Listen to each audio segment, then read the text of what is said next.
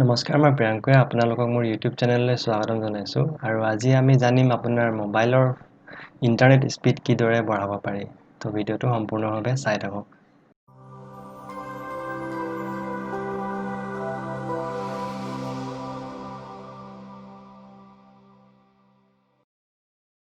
বহুতে জানিব বিচাৰে তেওঁলোকৰ মোবাইলৰ ইণ্টাৰনেটৰ স্পীড কিদৰে বঢ়াব পাৰি। তো এইটো চবেই কৰিব পাৰে নিশ্চয়কৈ।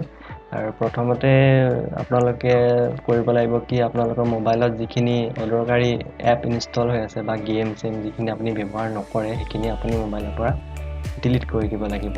দ্বিতীয়তে আপুনি ৰেষ্ট্ৰিক্ট ডাটা বুলি এটা অপশ্যন থাকে, সেইটো আপুনি যদি কৰে তেতিয়াও আপোনাৰ মোবাইলৰ ইণ্টাৰনেটৰ স্পীড যিটো হয় সেইটো বাঢ়িব চান্স থাকে। তো প্ৰথমতে আপুনি ছেটিংছত গৈ পেলাই ডাটা ইউজেছত যাব। তাতে আপুনি চাব পাৰিব কোনটো এপ আপোনাৰ বেছি ইণ্টাৰনেট ব্যৱহাৰ কৰি আছে বেকগ্ৰাউণ্ডত আপুনি নজনাকৈ। তো যিটো আপুনি ভাবে যে আপোনাৰ ইণ্টাৰনেট নহ'লেও হয়, তো তেনেকুৱা এপটো আপুনি ক্লিক কৰাৰ লগে লগে তাতে তলত দেখিব বেকগ্ৰাউণ্ড ডাটা। তো সেইটো আপুনি তাতে অফ কৰি দিয়াৰ লগে লগে বেকগ্ৰাউণ্ড ডাটাটো অফ হৈ যাব আৰু ইণ্টাৰনেটৰ স্পীড আপোনাৰ বঢ়াৰ তাতে চান্স থাকে। আপোনাৰ ডাটাটো ৰেষ্ট্ৰিক্ট কৰাৰ পাছতো যদি ইণ্টাৰনেট স্পীডটো নেবাঢ়ে তেতিয়াহ'লে আপুনি যিখিনি আপোনাৰ উইডগেট দি থৈছে আপোনাৰ হোম স্ক্ৰীণত বা লক খোলাৰ লগে লগে যিটো সময় দেখুৱায় বা বতৰ দেখুৱায় বা গুগলৰ চাৰ্চ বাৰ এটা থাকে, তো এইখিনি আপুনি তাৰ পৰা আঁতৰাই দিলেও ইণ্টাৰনেট স্পীডটো তাত বাঢ়িবৰ চান্স থাকে।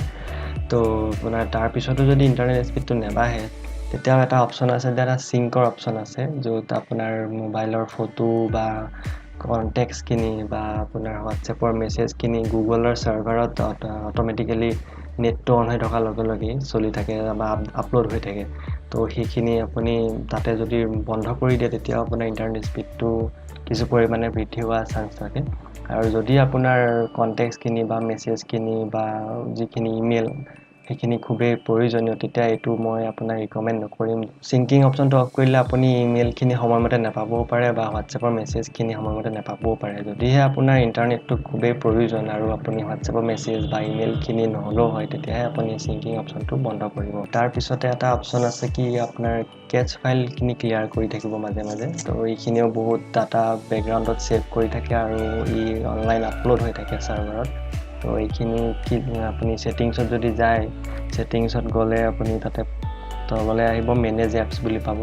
মেনেজ এপছত গ'লে আপুনি বা আপোনাৰ বহুতৰ এপ্লিকেশ্যন ছেটিংছ বুলি থাকিব, সেই এপ্লিকেশ্যন ছেটিংছত গ'লে তাতে যিটো এপ আপুনি দেখিব যে বহুত ডাটা ই কনজিউম কৰি আছে বা বহুত ডাটা তাৰ মাজত সোমাই আছে, তো তাত আপুনি ক্লিক কৰাৰ লগে লগে তলত চাব এটা থাকে কি ষ্ট'ৰেজ বুলি পাব। আপুনি ষ্ট'ৰেজত যোৱাৰ লগে লগে কেটছ বুলি থাকিব।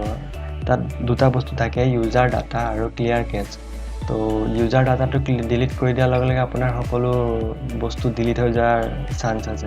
ক্লিয়াৰ কেটছহে কৰিব, ক্লিয়াৰ ডাটা নকৰিব।